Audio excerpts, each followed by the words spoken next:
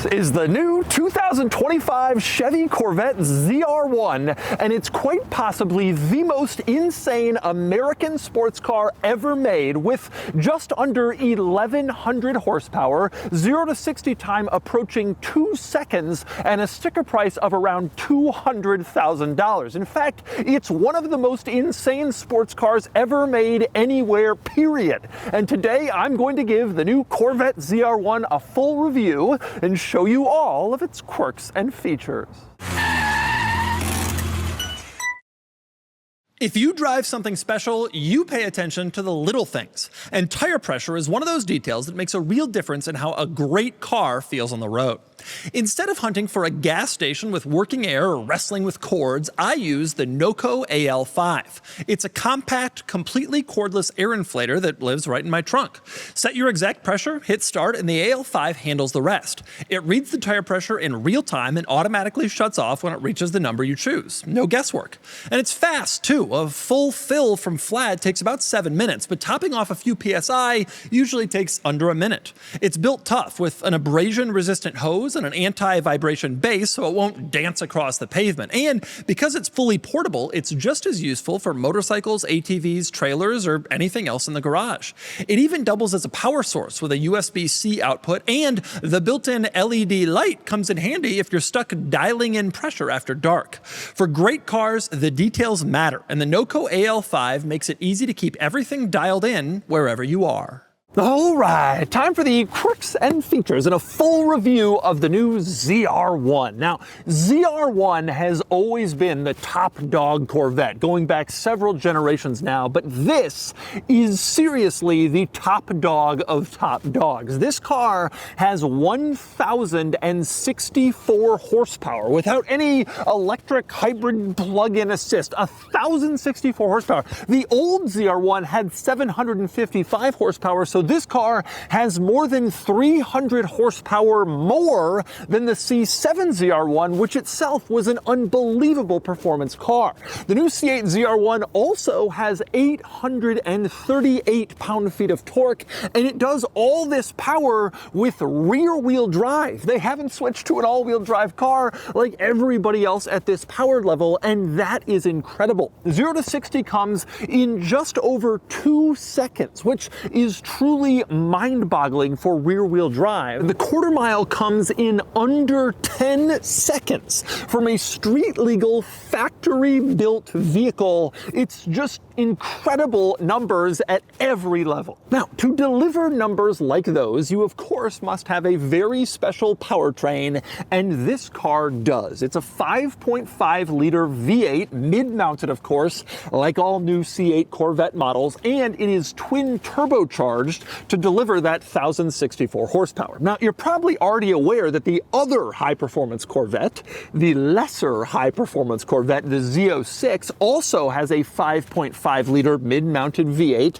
That one is naturally aspirated and makes 670 horsepower. But GM says they didn't just stick a couple turbochargers on the Z06's powertrain. Instead, everything has been beefed up, improved, altered for this powertrain, so much so that the ZR1 has a completely different engine code than the Z06. The engines are just that different. Now, the ZR1 is offered as a coupe, which is what this is, or as a convertible. Yes, you can have all this performance and the top down in a convertible, but either way, the engine is accessed in the same way through this giant rear lid that opens up to both the engine and the luggage compartment. Now, taking a look at the engine first, you can see there's a little plaque in the very center of this whole area that gives some stats. It tells you the horsepower, the torque, so you can brag with your plaque without ever even having to open your mouth. Now, there is also a plaque mounted on the engine itself, as you can see,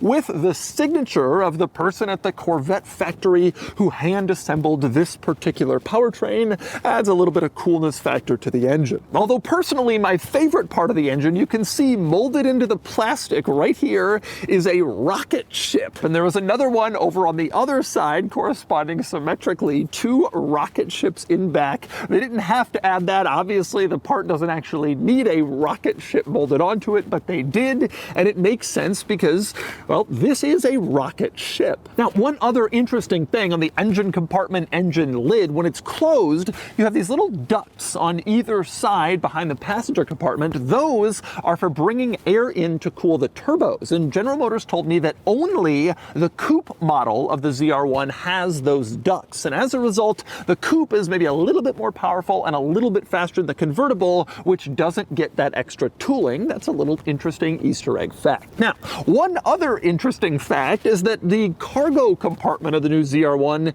is surprisingly large. As you can see, just like every other C8, it's pretty practical back here. It's holding my carry-on bag pretty well. The thing shuts no problem, so you have a surprisingly practical cargo area right next to that engine that you get to see every time you open up the cargo compartment, and that's pretty neat. But as practical as the cargo area is not particularly practical to access thanks to the absolutely massive wing. You can see this huge wing basically means you cannot get to the cargo compartment from the rear of the car, which is how you typically access cargo compartments. Not today. So, since we're talking about the wing, let's, well, talk about the wing. The new ZR1 is offered with two different wing options. It will not surprise you to learn that this is the larger of the two. This is the high downforce wing, which is optional. The regular lower wing is standard, but you can equip this if you want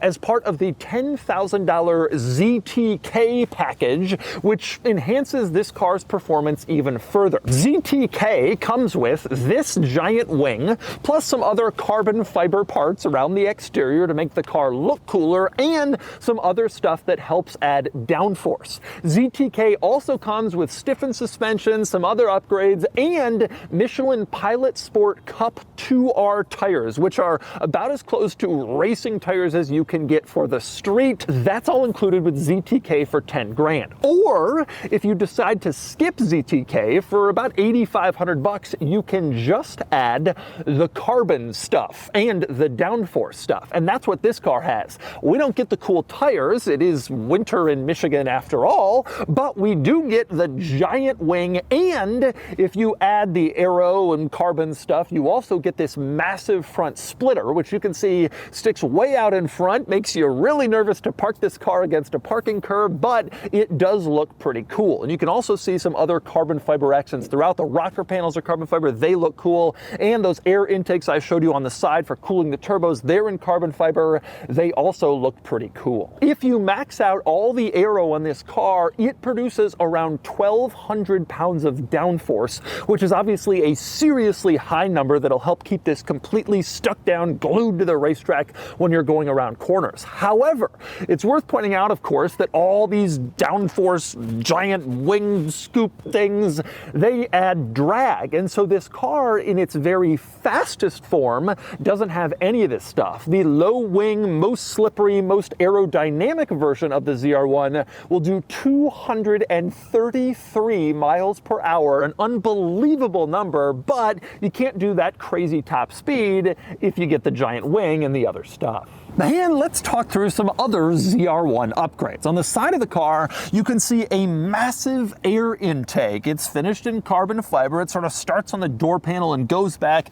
bringing air into this engine. And this air intake location design is more or less shared with the Z06. However, the Z06 does not have the second air intake. If you look further back, there is yet another one. This actually isn't an intake. Instead, it brings air to the rear brakes for rear brake cooling, and that element on the side is distinctive, unique to the ZR1. Of course, over here there's also a ZR1 badge, which further helps tell you that this is in fact a ZR1. Now, another notable detail on the ZR1, the rear window is split in two. You can see two separate glass panels back here bisected down the middle by these horizontal carbon fiber pieces. This car brings back the split window, the famous Corvette design design from the 1960s that remains beloved today. It's back in the ZR1. And you can see a couple interesting things. For one, the glass panels have these little flying Corvette logos that sort of gradually fade out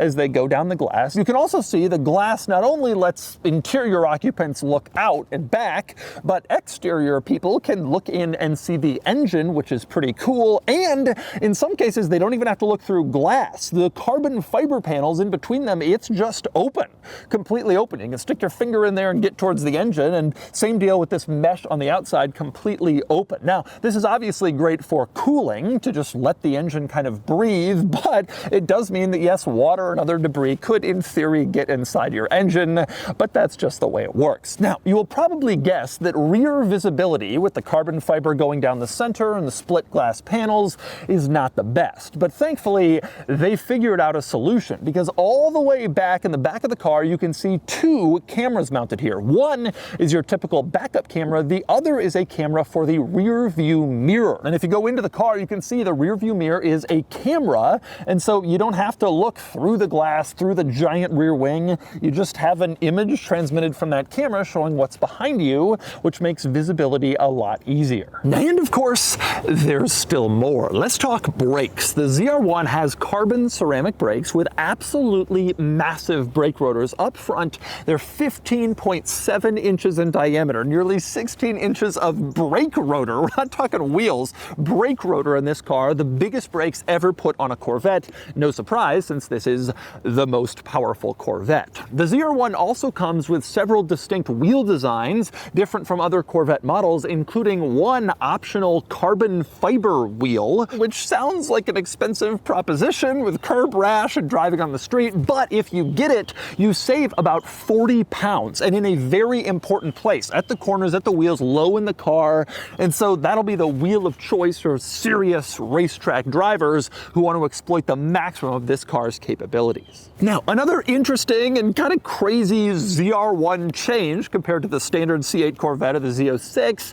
is that the ZR1 completely loses its front trunk, which other Corvette models have. The front trunk is gone from the ZR1, replaced instead, as you can see, by this heat exchanger, which obviously helps cool down the vehicle. Of course, an important part. They didn't have another place for it, so they stuck it up in the front trunk, and you no longer get that. Strangely enough, despite the fact that there's no more front trunk, you still have a button on the key fob to open it. You press this twice, and then it pops open like in every other Corvette, and then you could open it up and not put anything up there because that could damage an important part or cause cooling issues. It's surprising they give you access, but you just get the same key fob, so you get the same front trunk access. Now, the design of this front trunk is also a benefit in terms of aerodynamics, because you have cool air coming in through the front and hot air coming out the top. It's sort of a nice airflow passage, which I guess helps generate downforce. But to me, the most interesting part of the entire front trunk situation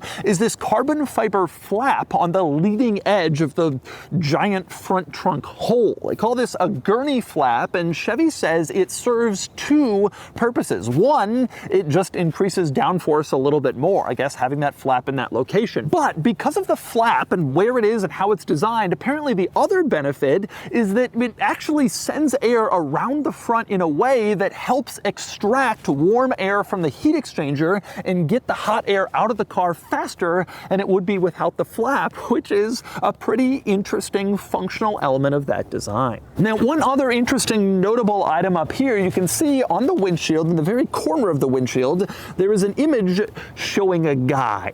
This guy is apparently Zora Arkus Duntov. He's a legend in the Corvette world. They call him the father of the Corvette, as he worked on some of the early Corvette models and helped develop the Corvette into the vehicle it is today. I guess it's a little tribute to him, since this is the most insane Corvette ever to exist. Now, before I go inside and show you the quirks and features in there, a couple of other items you can't see that are worth mentioning. Number one, the ZR1 comes with a beefed up transmission, as you might expect, not just the regular Corvette transmission, but it's improved for all the power and for hot track use. You also have adaptive suspension, which comes standard on every C8 ZR1 model. It's adjustable with the drive modes, and I'll show you how to do that inside. The interior of the new ZR1 is actually quite interesting because Chevy is using this car in this model year to debut a pretty revised interior for the Corvette. All new Corvette models will have it, and we see it first here. The most notable change to the Corvette interior is that the giant row of buttons is gone. There used to be this giant row coming down from the dashboard all the way to the center console with buttons mainly for the climate controls, and they've been completely removed. You can see this piece is still here, but now it's a grab handle for the passenger and I guess just sort of a trim design piece in the interior, no longer the functional line of buttons. Instead, most of those buttons have been moved to the center. You can see a lot of them below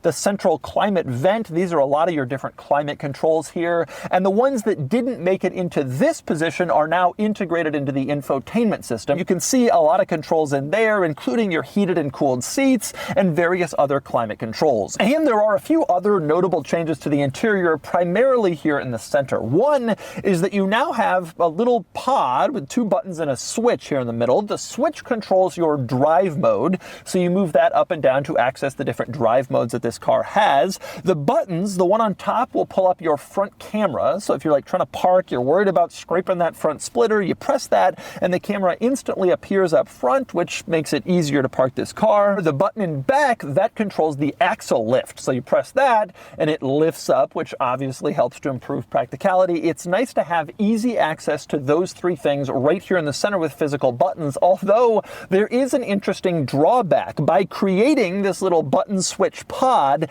it didn't leave Chevy enough room to keep a lid on the cup holder. So the old Corvette had the cup holders here in the middle, but there was a lid that kind of came over and locked into place right where this switch now is. That lid is apparently gone, too big, and so now you just have the cup holders displayed in the center staring up at you. You can no longer cover them if that's something that you care about. The other big change to this interior, to the left of the gauge cluster, you now have a little touch screen, which is kind of an odd place for a touch screen, but a lot of new General Motors vehicles are getting screens in this spot, and it controls a few different things. For one, you can pull up a trip odometer here and see your various trip details, but you can also use this screen to control the layout of the gauge cluster. You can switch it into various different layouts depending on how you want to see it, and this screen will control your heads-up display, the positioning and the information that's on that display. There's a few other controls in this screen as well, but that's another new addition to the new Corvette, including the ZR1. Also worth pointing out, below that touchscreen, you have a few interesting switches over there. One of them includes a rocket ship, just like the rocket ship that we saw in the engine compartment. You press this rocket ship and it turns on your launch control. That's how you do it. The rocket ship button, pretty cool, and you can dial it in there. You also have a button here for PTM, which stands for Performance Traction Management. This is separate from your drive modes, and it allows you to dial up exactly how much traction control and stability control you want, depending on exactly what type of driving you're going to be doing. Or you can just turn it off and let the car automatically figure it out if you don't want to select it yourself to optimize for your track performance. And by the way, speaking of performance, worth pointing out that in the central infotainment screen, there is a performance tab that allows you to see a couple of different cool things. Number one, you can adjust the information readouts on this display to show a lot of different stuff, like your current G-forces, the amount of power you're currently using, and all sorts of different information about temperatures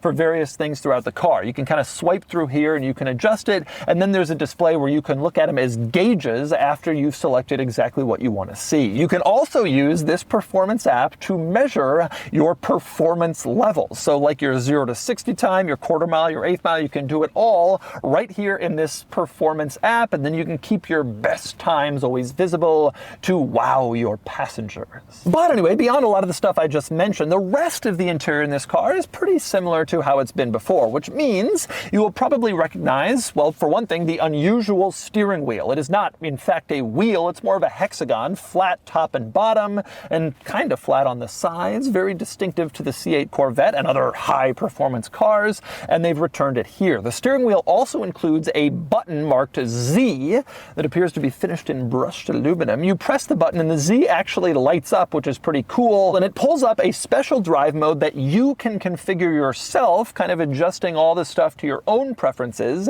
if you don't want to use one of the pre-selected drive modes. The interior in general, I should point out, is really nice in this car. You look around and you can see Alcantara everywhere, a lot of very nice yellow stitching to match the exterior on basically every surface. In fact, you generally have very high quality materials in this interior, and basically everything looks nice everywhere you look and everywhere you touch. You get a really high quality experience, which makes sense. This is a pretty expensive car. It's sort of a flagship, a trophy car you buy after a long career, and so you want to have a really nice experience, not just really nice performance. And this car delivers, except the stalks coming off the steering column. The turn signal stalk and the wiper stalk are still crappy GM. They don't feel good. They don't look good. It's like General Motors has a bet going. How long can we make bad, cheap-feeling stalks, even after we've done such nice stuff for the entire rest of the interior? But you get past those, and everything else in here is pretty good. And by the way, the quality of this interior certainly extends to the infotainment system on this center screen, which is excellent. Very responsive, easy to use. It integrates Google Assistant and Google Maps, which is great. A really easy, excellent infotainment system, just like on previous Corvette models and on other General Motors vehicles, but worth pointing out that it is a really good design. Same deal with the gauge cluster. You get a lot of great information in here, and it's very configurable, allowing you to see exactly what you want to see when you're driving along. It's a really good tech setup in this car. And there are some rather quirky and interesting quirks in here. Like, for example, the shifter situation, which is very odd. You can see it's set up here in the center, and park is a button on top, and neutral is a button in the middle. Reverse is a switch that you pull up, and so is drive. It's certainly an odd way to do the shift pattern, but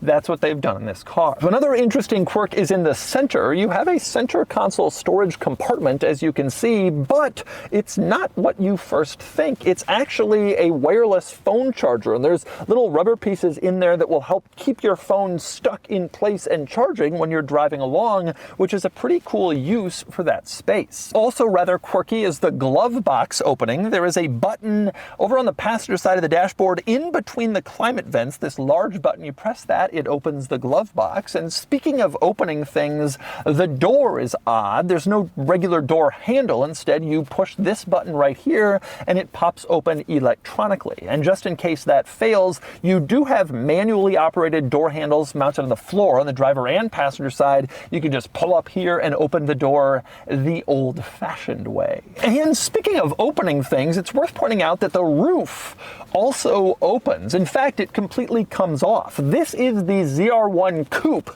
but like all C8 Chevy Corvette Coupe models, it is actually a convertible with a lift-off Targa roof. You can pull it off and enjoy the open-air feel of a car with no roof, even though you don't actually have the convertible, which also has a removable roof. And speaking of the Coupe convertible difference, I should point out pricing. The Coupe ZR1 starts around $178,000. The convertible is about 10 grand more at about $188,000. And of course, prices can increase from there with options, and they will.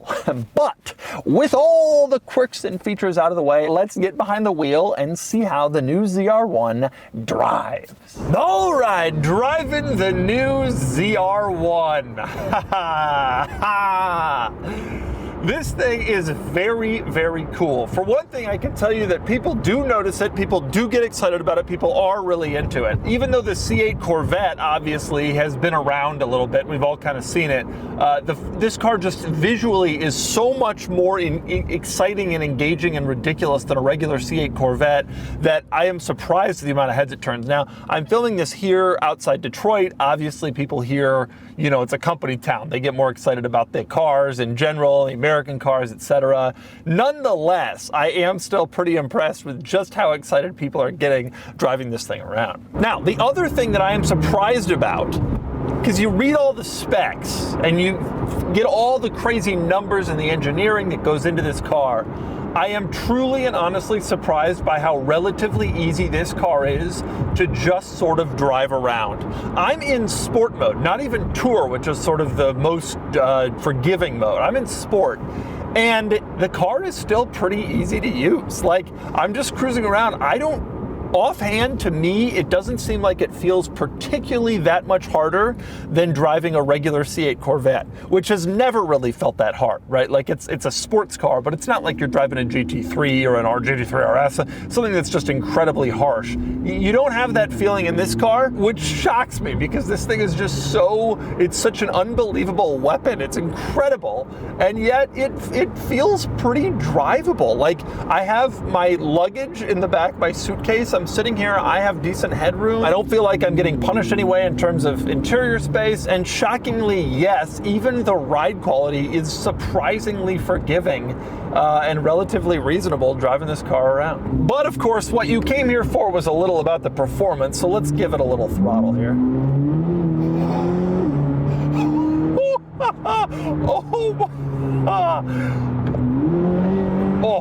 Oh, wow. That is unbelievably quick. Just unbelievably quick. Wow. There's a police car sitting there. Wow.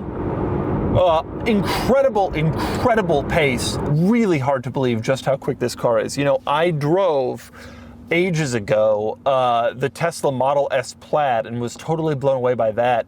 Honestly, this does not feel that far off in terms of how quick it feels and how just immediately responsive it feels to the accelerator pedal. I really am astonished by just how fast this car is and just how fast this car feels. And the mid-range power is amazing too. There is no situation where you cannot put your foot down and just get absolutely going at whatever speed you want to, as quickly as you want to. It really is an unbelievably quick vehicle. The other thing that's been surprising me is I've been driving this car around now for a couple days. It really does feel incredibly tight, the steering, the handling. It's incredible. I mean, the steering is amazing. The car changes directions instantly. But again, it's not like frenetic. I'm really surprised at how tame they were able to make this car, considering how untame it really is as a vehicle. I mean, the steering is just incredibly immediate, but if you want to just sort of glide over into the next lane, you can do that, or you can give it more input and you have this like incredibly quick, instant steering response, which is also just an amazing thing, just how immediate this car is, like so many of the very, very best supercars. Go for a little pass here. God, it's just incredible. With barely a quarter stab on the throttle, you just hear the engine spool up and you just kind of go and you're gone. And that's a kind of a mid-range passing power situation. This car is incredibly good at exactly that, at delivering just sort of great mid-range punch. I mean, I think it's incredibly good at delivering basically great punch in any situation. Off the line, mid-range, it doesn't really matter. I am truly just astonished at the level of performance that this car really offers. It feels unbelievably fast without being too harsh, without being too punishing, unbelievably precise.